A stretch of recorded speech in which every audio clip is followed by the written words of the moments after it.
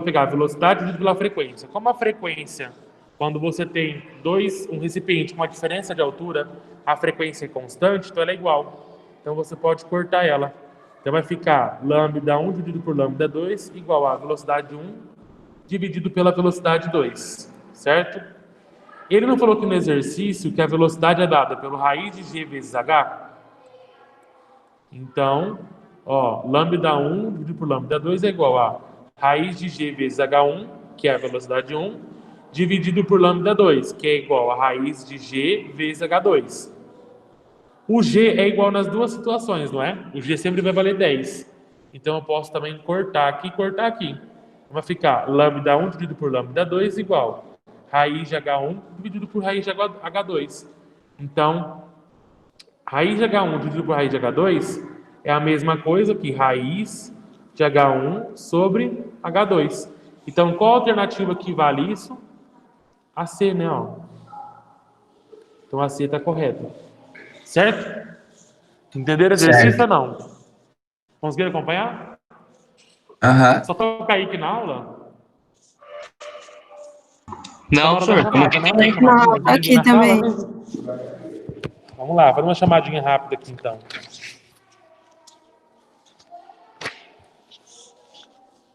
Vamos ver quem está na reunião. A Anne está presente? Anne?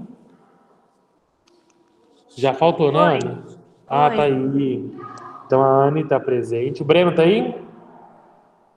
Presente. Muito bom, Breno. Kaique está aí, que já falou comigo. Caio está aí? Eu, professor. Eduardo está aí? É nóis, professor. Estamos. É nóis. Eduardo. Evelyn está aí? Aqui. Buzoli? Presente. Dota?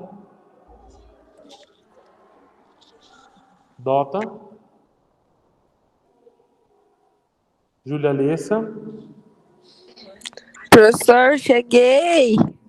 Tá bom, Ana Laura, né? Chegou no pulo. Júlia Alessa tá aí? Deus Miguel. Ela faltou. Marco tá aí? Marco? Tô aqui, professor. Tô aqui. Tá aí. Eu tô enrolado. Botega? Presente. Ó, vocês podem participar, que só o Kaique tá falando comigo no exercício, hein? Agora tá começando a funcionar aqui. Você pode conversar comigo. Eu sou meio carentão. Ó, vamos lá então, continuando. Exercício 3. O tempo mínimo de acuidade auditiva é o intervalo de tempo necessário para que nossos ouvidos captem distintamente dois sons. Quando o som percorre o ar a 340 metros por segundo, então a velocidade do som no ar é igual a 340 metros por segundo. Esse tempo corresponde a 10 segundos. Uma pessoa posicionada entre dois muros paralelos produz um breve som batendo uma vez as palmas das mãos. Então, tem dois muros paralelos, né? E aqui entre esses dois muros tem uma pessoinha aqui que bate palma uma vez. Após a produção desse som, seus ouvidos captam o eco de dois sons. O primeiro, vou colocar aqui então, ó. O primeiro som, delta T1, é igual a 0,15 segundos. E após 20 segundos, o segundo som. Então, delta T2 igual a 0,20. Nessas condições, a distância entre os dois muros é D. Então, através disso daqui, quando ele bate a palma da mão, ele quer saber qual que é a distância que está esses dois muros, tá? Então, vamos lá. Vamos ver como é que começa esse exercício, ó. Como é que a gente consegue descobrir a distância que a pessoa está desse muro, tá? Como é que eu posso fazer? A pessoa está no meio, certo? Então, ó, se ele está no meio, vai ter uma certa distância aqui, ó, da pessoa até um lado do muro, e vai ter uma distância também igual para o outro lado, porque ele está no meio, né? Então, como é que vai ser? A distância da pessoa ao primeiro muro é dada por... Lembra daquela fórmula da velocidade? Velocidade é igual ao deslocamento dividido pelo tempo. Lembra dessa fórmula? Lá atrás? Né? Velocidade média é igual o ΔS dividido por ΔT.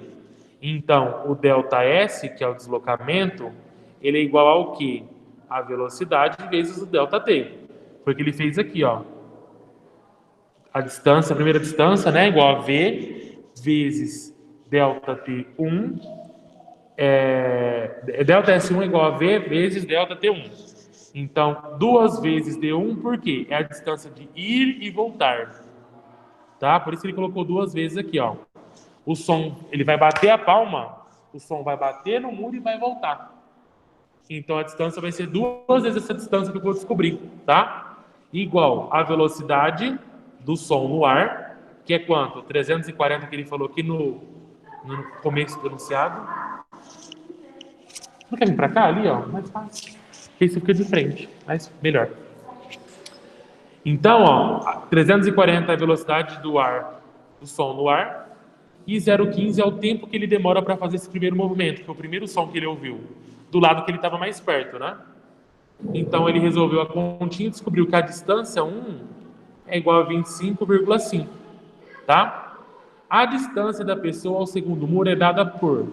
Eu vou utilizar essa mesma fórmula, tá? V igual a ΔS dividido por ΔT. Por que eu voltei nessa fórmula que a gente aprendeu lá em cinemática? Porque quais são as informações que o exercício me deu? Ele quer descobrir o deslocamento, ele me deu o tempo e me deu a velocidade do som. Então, olha como é que você tem que saber as fórmulas. Você vai ver o que o exercício está te dando de informação para você conseguir resolver ele, tá? Tem que fazer essa conexão aí. Por isso tem que saber algumas fórmulas, são importantes vocês terem que saber de cabeça, tá? Então, a distância até o segundo muro, como é que vai ser? A distância 2 é igual à velocidade do som no ar vezes o tempo 2, que é o tempo que a segunda vez que ele ouviu, né, o segundo som. Então, por que 2 vezes D2? É o mesmo caso, né? Ó. Se eu chamar aqui de D1 e aqui de D2, o que acontece com o som? Ele vai e volta. Então, é 2 vezes D2, não é? Aqui, ó. Por isso que ele usa esse 2 vezes D2, tá? Então, velocidade do som no ar vezes o tempo que ele demora para percorrer essa segunda distância, que é 20 segundos. Então, o D2 vale quanto? 34 metros. Qual que é a pergunta que ele faz no exercício? Nessas condições, a distância entre os dois muros é D. Então, nós descobrimos que essa distância é 25 metros. E essa é 34. Qual que é a distância dos dois muros? Soma as duas distâncias, né? Que vai dar quanto? 59,5. Ele só somou as duas distâncias. E ele descobriu a distância dos dois muros. Certo? A alternativa correta é a C. Certo, pessoal? Tá dando pra Certo. legal?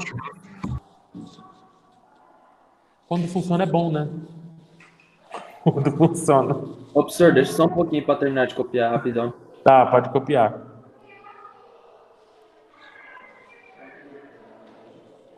Ô, professor, essa caneta sua é chique demais, hein? Oi? Essa caneta sua é chique demais. Você viu que chique?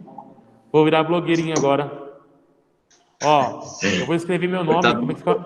Eu escrevi mais bonito que na lousa. Quer ver, ó?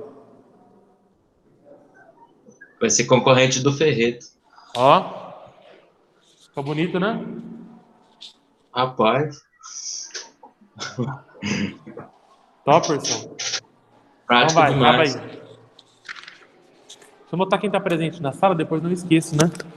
Isabela, Renato, João Pedro e Marcelo. 1, 2, 3, 4, 5, 6, 7, 8, 9, 10, 11, 12, 13, 14. 14. Só de 26, né? 27. Vamos saber. Copiaram já? Sim, Bora pra frente, pode então. passar aqui. Módulo. Alguém acertou os exercícios? Acertou? Não, como é que você fez, Renato? Não?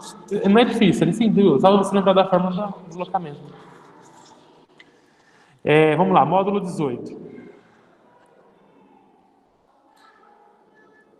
colocar aqui.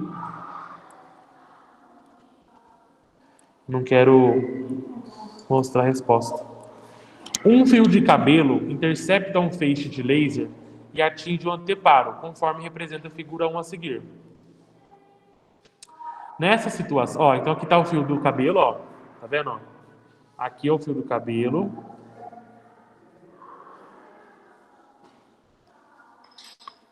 O que elogiou minha lousa?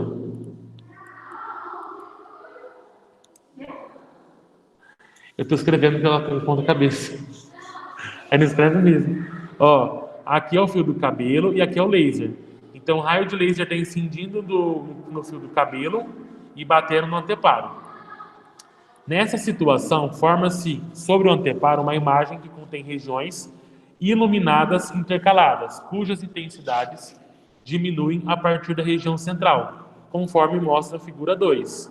Então, se você for ver como vai ficar projetada essa imagem do laser batendo no fio de cabelo, fica dessa forma, igual a figura 2. O fenômeno óptico que explica o padrão da imagem formada pela luz é a... Qual que vocês acham que é? Difração. Difração. Por quê, o Kaique? Porque quando a luz desvia e tem esse processo de difração, ela forma aquelas regiões intercaladas que citou lá em cima no exercício. Exatamente, muito bem, isso mesmo. Então, o fenômeno óptico que explica o padrão da imagem formada pela luz é a difração, tá? A difração é um fenômeno que possibilita a onda contornar obstáculos, que foi o que o Kaique acabou de falar aqui, tá? Lembra que através do princípio de Huygens, a frente da onda cria uma onda secundária. Essa onda secundária cria ondas com mesma velocidade que conseguem fazer o contorno desse objeto. Então, se conseguiu contornar, é o fenômeno da difração, tá? Ele contornou o fio do cabelo, vamos dizer assim. Vamos lá, exercício 2. Considerando o estudo sobre ondas e os fenômenos ondulatórios, analisa as afirmações seguintes. No fenômeno da reflexão das ondas, o ângulo formado entre o raio de onda incidente e a reta normal à superfície é sempre igual ao ângulo formado entre o raio de onda refletido e a reta normal à superfície. Está certo ou está errado? Tá certo. Por que tá certo? Porque é assim, né? Ele tá falando aqui, pessoal, da onda bidimensional. Lembra que eu expliquei onda que parece bem caótica? Se eu tenho aqui uma superfície e eu tenho uma reta normal aqui, se eu tenho uma onda reta, tá? Como é que essa onda reta se comporta? Eu tenho várias frentes de onda aqui, né? Ó, e ele vai refletir. Quando eu falo de ondas bidimensionais, né, eu vou utilizar sempre o raio de onda, ou seja, o ângulo de incidência vai ser igual ao ângulo de reflexão. Aí eu vou perguntar para vocês, isso daqui também é válido para refração de ondas bidimensionais ou não? Não, por quê? Tem um desvio, né, do raio de onda, exatamente. E aí quando tem um desvio, ocorre o quê? A mudança do lambda, comprimento da onda, e ocorre também a mudança da velocidade, mas a frequência ela é constante, tá? Lembra sempre disso. 2. No fenômeno da refração, a onda passa de um meio para outro, mas sua velocidade não se altera, o que faz com que seu comprimento de onda permaneça o mesmo. Acabei de dar a resposta, né? Tá errada, né? A 2 está errada por quê? Na refração, quando a onda passa de um meio para o outro, o que acontece? O comprimento muda e a velocidade também muda, certo? Então ela está errada. E a 3. No fenômeno da difração, as ondas têm a capacidade de contornar obstáculos ou fendas. Tá certo, né? O pessoal de casa concorda que tá certo? Sim. Beleza. E por último, a 4, né? No fenômeno da polarização das ondas, a direção de vibração é perpendicular à direção de propagação e ocorre com ondas longitudinais. Tá errado por quê? Porque são ondas transversais. Muito bem. Quem falou em casa? Evelyn. Muito bem, ó. Isso aí mesmo. O que está errado? Não ocorre a polarização em ondas longitudinais, tá? É só em ondas transversais. Então, por isso que ela está errada. Desculpa, coloquei certo, mas está errado, tá? Tá? Certo. Está errado. Isso, então só 1 a 3. Qual a alternativa que está certa? A C. Certo, pessoal? Tá fácil, né? Essa parte de onda é legal porque ela é mais teórica, não é tanto cálculo. Eu gosto de teoria, né? Percebi. Mesmo que não gosta de cálculo. Enfim, bora lá. 3. 3 aqui. Em determinadas situações de propagação, as ondas conseguem se desviar, contornar obstáculos, se espalhar ou passar por fendas em seu caminho. Esse fenômeno é chamado de difração e ocorre quando o comprimento de onda é da mesma ordem da grandeza das dimensões do obstáculo ou da fenda por onde passa. Dessa forma, o fenômeno da difração explica o fato. O que vocês acham? Qual que é a resposta certa? D de dado? E de escola? O Renato disse que colocou a E. O que vocês falariam? Exatamente. O que vocês acham que é, pessoal de casa? Respondem para mim. Eu marquei a E também. Marcou a E também? Alguém discorda do Kaique? Não. Não? Todo mundo concorda com o Kaique? Então vamos ler aí. Dessa forma, o fenômeno da difração explica o fato de ser possível, de dentro de um quarto, ouvir uma pessoa falando fora dele, próximo à porta aberta, mesmo não conseguindo vê-la, né?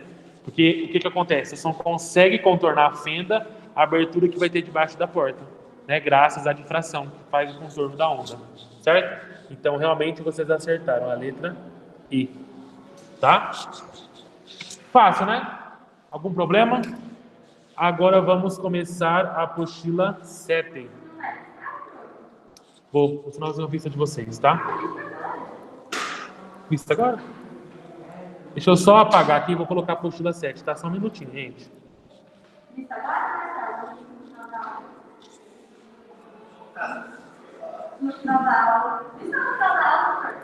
Ah, tá, entendi.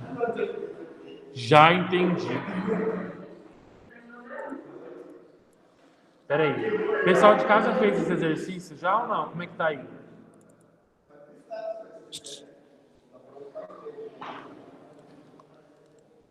Pessoal de casa? Pera, esses exercícios desses últimos módulos? Da apostila 6 inteira. Sim. Só tá faltando campo pra frente 123 lá no Que Mágico pra postar. Ah, tá. Beleza, então você posta lá que amanhã eu vou fechar essas notas, então, tá? Se vocês Então, estão de onde que casa. eu vou postar o módulo 17 e 18? Você ainda não colocou. Não coloquei ainda, vou colocar hoje, tá? Vou Ok. colocar hoje. Atividade. Deixa eu colocar na minha apostila aqui. Atividades físicas aqui. Ctrl C. Vai ter que eu vou colocar lá vou puxar minha apostila.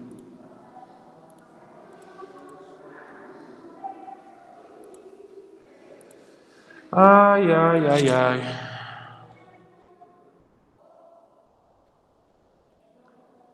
Cadê? 16, apostila 7. Acho que isso aqui. A prova.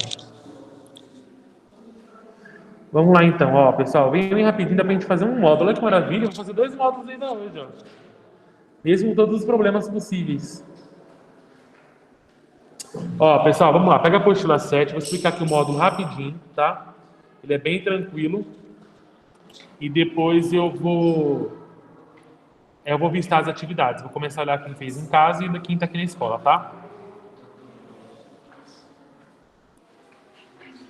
Pessoal, lembra quando a gente estudou a parte elétrica, que nós falamos sobre potência? Ó, frente 121. Página, que página que é essa daí, Renato? 8. Página 8, frente 121. Vamos lá, pessoal. Todos comigo.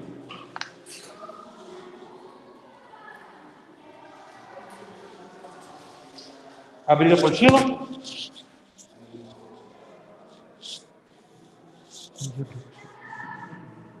Cri. Caio, cadê o Caio que conversa comigo? Oi, professor, tô com a apostila aberta aqui. O resto tá tudo com a apostila aberta? Que engraçado assim, eu acho engraçado vocês de casa, e quando eu tô explicando eu pergunto, ninguém fala nada, 2, 3 que fala. Aí quando faz chamada aparece todo mundo, né? Aí brota. Ó, tô de olho, viu? A apostila tá aberta aqui já, professor. Então bora. Quando a gente falava de potência, o que era potência lá, lembra? Lembra o que era o conceito de potência?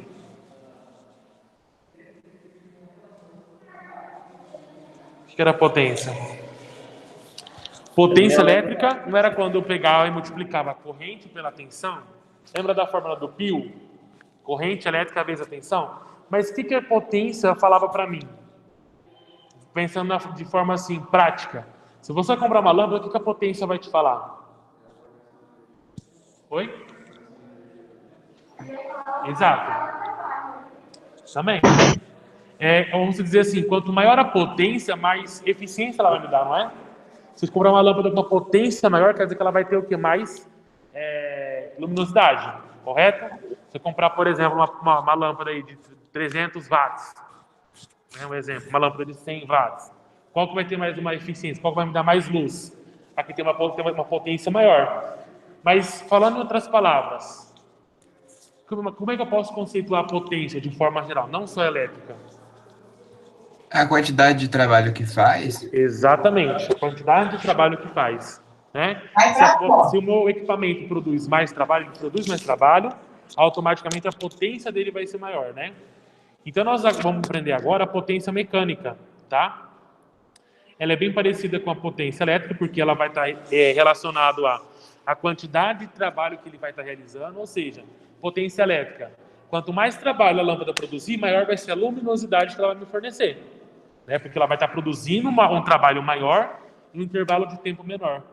Tá? Então, basicamente, esse conceito de potência está relacionado ao quê? Quanto maior a potência, mais eficiente vai ser o meu equipamento. Por exemplo, o carro. Vocês lembram, já falamos sobre isso. Quando a gente fala de carro, no próprio documento do carro está escrito lá a potência dele. Meu carro tem 200 cavalos. Né? Mas se o carro do João Pedro tiver 1000 cavalos, qual vai ser mais rápido? O do João. Por quê? O do João vai ter uma potência maior e ele vai realizar mais trabalho em um intervalo de tempo menor. Ou seja, ele vai ser mais eficiente, correto? Tá? Então, o trabalho de uma força durante um deslocamento é realizado em um intervalo de tempo. A rapidez com que o trabalho é realizado nos informa a potência da força. Assim, se duas forças realizarem o mesmo trabalho em intervalos de tempos diferentes, será mais potente a força que realizar o trabalho no menor intervalo de tempo, que foi o que eu acabei de falar agora, né? Quer dizer que o carro do João, se ele é mais potente, quer dizer que ele vai conseguir adquirir uma velocidade maior no intervalo de tempo menor. Né? Ele vai ter, por exemplo, um arranque maior. Se a gente for postar uma corrida, ele vai sair na frente que eu. Isso é fato, né? Então, potência média. A potência média de uma força é a razão entre o trabalho realizado por ela e o intervalo de tempo correspondente. Então, potência média é igual ao trabalho dividido pelo tempo. Qual que é a unidade padrão de trabalho mesmo? De potência, desculpa? Watts. Só que quando a gente trabalha com potência mecânica, vai aparecer mais duas outras unidades. Que é cavalo a vapor. Muito bem, Isabela. Qual que é a outra unidade? Está na tela da apostila. HP. Então, às vezes, olha no documento do carro, às vezes aparece lá potência em cavalo a vapor ou a potência em HP. Também acontece. Porque é a potência mecânica. Oi?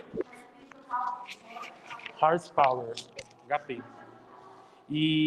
Então, o trabalho, a gente sabe que a unidade de trabalho é o joule, certo? e a unidade de tempo é o segundo.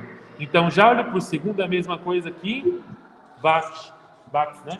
Então, a unidade do Sistema Internacional de potência é o watts. Só que na potência mecânica é diferente da potência elétrica, tá? A potência mecânica é o exemplo que eu estou dando no carro, por exemplo, tá? A potência elétrica é o exemplo da lâmpada. Mas potência, a unidade no Sistema Internacional de potência é o watt, tá? Vamos lá. Opa.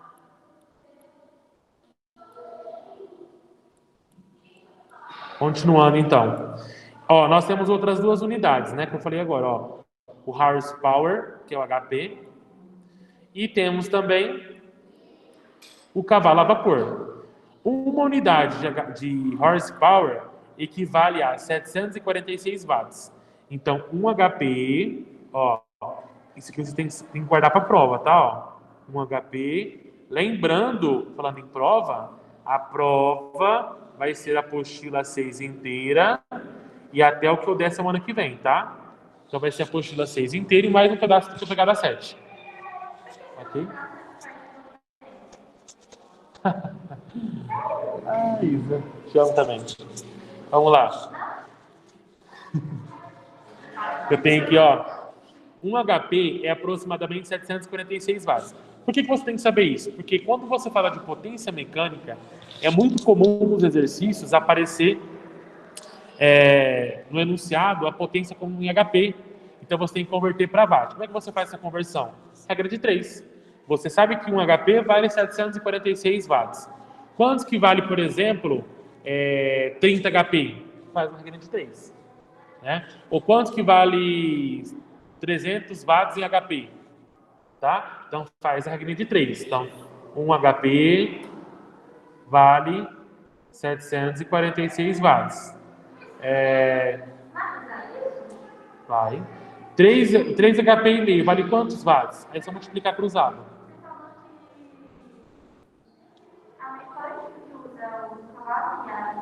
Sim, mas aparece alguns exercícios. A unidade final das alternativas é tudo em watts. E você tem que converter. Então, se caso você lá no documento do carro, você não vai ver lá a potência do carro em watts. Você vai ver em HP, porque é usualmente utilizado HP ou cavalo a vapor. Só que a unidade padrão no Sistema Internacional é o watt. Então, pode acontecer de ter exercício que você tem que fazer a conversão. Como que você faz a conversão? Regrinha de 3. Então, você tem que saber que um HP vale 746 watts. Mesma forma que um cavalo a vapor vale 736 watts. Tá? Então você tem que saber isso para quê? Para poder fazer a regra entre 3, se caso precise converter a unidade. Que na maioria das vezes tem que converter. Tá? Então vamos lá.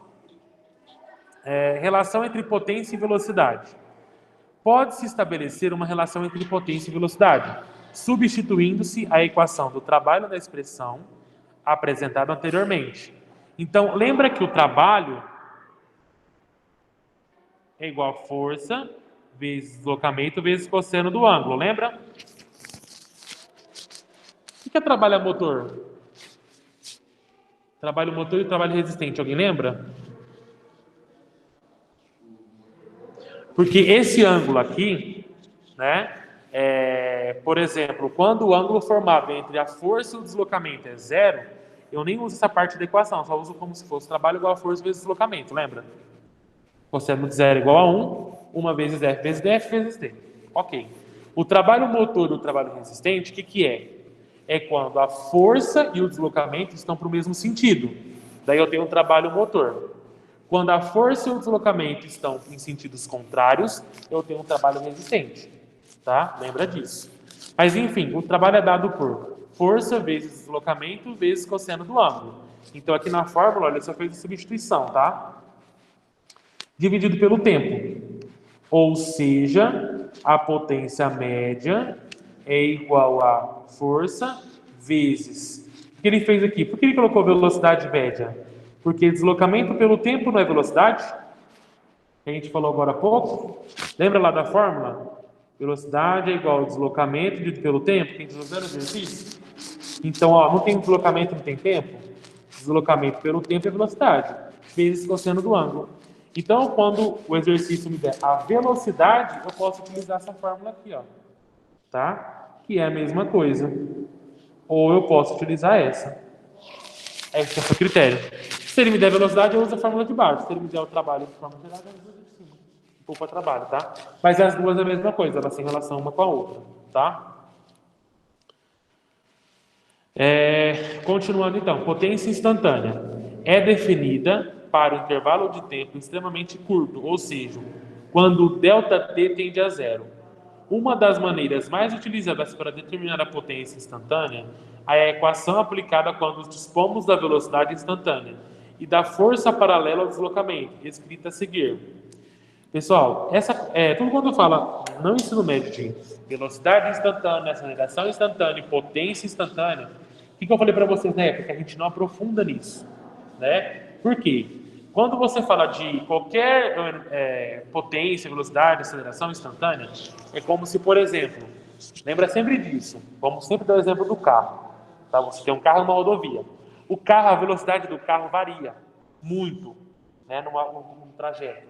Você começa com 0, você chega a 100, abaixa para 90, vai a 120. Então você percebe que o gráfico ele oscila muito, tá? Por conta dessa oscilação muito grande que tem em uma situação real, para você achar a velocidade instantânea, você quer descobrir a velocidade naquele instante, ó. Quando o carro estava no quilômetro 50, qual que é a velocidade daquele ponto? Eu preciso de ter um gráfico para poder conseguir calcular. Como que eu calculo isso? Através do método do limite, que vocês não aprendem aqui, tá? É um tipo de cálculo que a gente aprende só em faculdade, tá? Por isso que vocês não aprendem cálculo instantâneo na escola. Porque quando a gente trabalha com gráfico, vocês podem ver, ó, nós sempre trabalhamos com gráficos lineares, né? Que você consegue calcular a área do gráfico. É um gráfico linear ou é um gráfico constante, que a gente consegue descobrir a área do gráfico, certo? Agora, quando eu trabalho com termos instantâneos, é como se o gráfico que eu estou falando para vocês é como se fosse assim, ó. Ele começa na velocidade baixa, ele tem muita oscilação. É isso aqui, ó. Exato. Então, por exemplo, como é que você acha a área de uma figura como essa? Não tem como, né? Não tem como. Então, tá. Eu quero achar a velocidade nesse ponto aqui, ó. Quando eu estiver no quilômetro 50. Como é que eu vou descobrir a velocidade? Eu vou utilizar um cálculo chamado limite, tá? Limite, quando x tende para mais infinito, de x ao quadrado mais 2, okay? Aí tem a equação. E é bem doido de resolver, então vocês não aprendem isso agora, tá? Mas só para conhecimento que o gráfico fica muito loucão e não tem como vocês resolverem. Ok. Gráfico potência versus tempo. Determina por meio da área sobre a curva o trabalho realizado no tempo escolhido. Então, se eu tenho um gráfico de potência pelo tempo, a área desse gráfico vai me dar o quê? Trabalho, tá? Então, bem simples. E o rendimento? Lembra que eu falei para vocês que a potência está relacionada à eficiência com que algo vai realizar trabalho? O exemplo da lâmpada. Quanto mais potente for a lâmpada, mais luminosidade ela vai me dar num intervalo de tempo menor. Quanto mais potência um carro tiver, maior vai ser a velocidade adquirida por ele num intervalo de tempo menor. Então, a potência ela também está relacionada ao rendimento. O que é o rendimento? Lembra lá de geradores que nós estudamos há pouco tempo atrás? O que é rendimento? O que é o rendimento de uma máquina? Está ligado à eficiência. Mas o que é rendimento? Exato. Porque assim, todo equipamento, todo motor, perde energia no processo de conversão de energia, ou enfim, todo processo ele perde uma parte. Então, em situações reais, você nunca vai encontrar uma máquina 100% eficiente, tá? Então, por exemplo, quando vocês não vão fazer isso, né? Mas quando o engenheiro vai projetar o sistema hidráulico da escola, né? Ele vai colocar uma caixa d'água lá. Professor. Oi. Você está falando de eficiência termodinâmica? Não entendi. Tá falando de eficiência termodinâmica? O senhor está falando de eficiência termodinâmica? Não, eficiência de forma geral, vamos dar termodinâmica. Mas assim, não, não é isso aí não, é outra coisa. Falando de eficiência no modo geral, rendimento de forma geral, tá? Rendimento de uma máquina.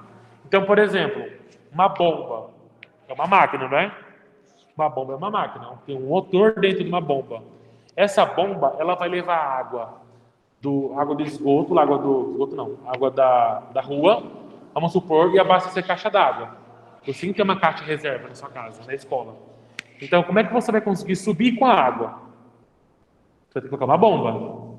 Essa bomba, quando você vai comprar uma bomba, tá? Se eu, engenheiro civil, for ter que projetar a escola e colocar que tipo de bomba que eu vou colocar, primeira coisa que eu vou ter que fazer, para saber qual bomba que eu vou usar, eu vou ter que usar o rendimento. Para saber qual vai ser a capacidade que essa bomba vai mandar água para a minha caixa d'água. Tá? Isso é real. Todos os fabricantes de bombas hidráulicas estão por isso, tá? Se você for numa casa de bomba, você fala assim, eu quero o manual dessa bomba. Ele vai te dar todas as características daquela bomba, inclusive o rendimento. O rendimento dessa bomba é 86%. Quer dizer que ela vai perder quanto de energia nessa conversão? 14%. Então, o rendimento é tudo aquilo que você consegue utilizar, tá? A bomba, ela produz uma certa quantidade de energia, mas tudo que ela produz não vai ser aquilo que ela vai te fornecer, porque ela perde uma parte, lembra disso? Então, o rendimento, vamos ler a definição de rendimento. Toda máquina, ao executar trabalho, transfere energia mecânica no decorrer do tempo, ou seja, apresenta uma potência útil. Para operar as máquinas, precisam receber energia externa durante seu funcionamento, isto é, devem ter uma potência de entrada, usualmente chamada de total, potência total. E parte dessa potência normalmente é dissipada internamente, por atrito, aquecimento, etc. Tá? Que é o que você falou agora, ô Marcos, termodinâmica. Toda máquina, lembra que todo gerador, quando ele faz a conversão de energia, o gerador, o receptor, ele perde uma parte dessa energia que ele converte, tá? E geralmente ela perde por aquecimento, né? Na hora da conversão da energia, ela aquece, que nós já vimos o motivo de tudo isso, e daí ela não vai ter o rendimento 100%. Chamamos a eficiência ou rendimento de uma máquina a razão entre a potência útil e a potência total. Outro exemplo, assim, que dá para vocês poderem saber. O que é o rendimento? Olha, o rendimento da Isabela é melhor que o rendimento do Marcelo, por exemplo. Quer dizer o quê? Que ela produz mais que o Marcelo. Ela rende mais que o Marcelo. Então, uma máquina que rende mais é uma máquina que tem um rendimento maior, tá? Então, você pode associar isso também. Então, o rendimento, tá? Representado por essa letrinha grega, nano, igual a potência útil dividido pela potência total. Então, você pega aquilo que você vai utilizar e divide pela potência total que ela produz, tá? O rendimento de uma máquina apresenta valores entre 0 e 1. Ele é sempre dado em porcentagem, tá? Sendo que em situações reais, como eu disse, não existe rendimento 100%. O rendimento vai variar ali, nunca vai chegar a 100%, porque nenhuma máquina vai ter esse rendimento 100%. Vai ter uma perda de energia nesse intervalo, tá? Se o rendimento estiver, se o rendimento for nulo, a máquina não produz trabalho. Então, se não tiver rendimento, ela já está parada. Não está realizando nada. Ela não está me produzindo nada. E converte na forma de calor toda a energia fornecida. Se o rendimento estiver entre 0 e 1, 0,7, por exemplo, significa que 70% da energia fornecida é transformada. Quer dizer que de tudo aquilo que ele vai produzir, eu só vou utilizar 70% daquela energia. 30% eu perdi. Entendeu? Então, o rendimento, ele é sempre dado em porcentagem, tá? Isso vocês têm que saber. Rendimento é dado em porcentagem. Ok? Pessoal, certo? Esse é o conteúdo de potência. Depois tentem fazer os exercícios, tá? Acho que tá tranquilo, eu não cheguei a ver os exercícios ainda, porque eu estou sem a apostila para imprimir. Mas tentem fazer na próxima aula, terça-feira, o convite dos exercícios e continua o conteúdo. Beleza? Combinado? Beleza. Beleza, professor. Então é isso. Pessoal, última chamada. Até a meia-noite, que eu vou olhar essas atividades meia-noite 1. Vou fazer questão de acordar. Eu fecho as notas. beleza? Da atividade da apostila 6. E como nós já finalizamos a 6, na prova vai cair a apostila 6 inteira. Nossa prova não é semana que vem, é na outra. Então, quem quiser já adiantando, já está ciente que vai cair a 6 inteira, ok? Beijos e bom dia. Desculpa a demora da pergunta da primeira aula, tá? Tranquilo, professor. Falou. É nóis.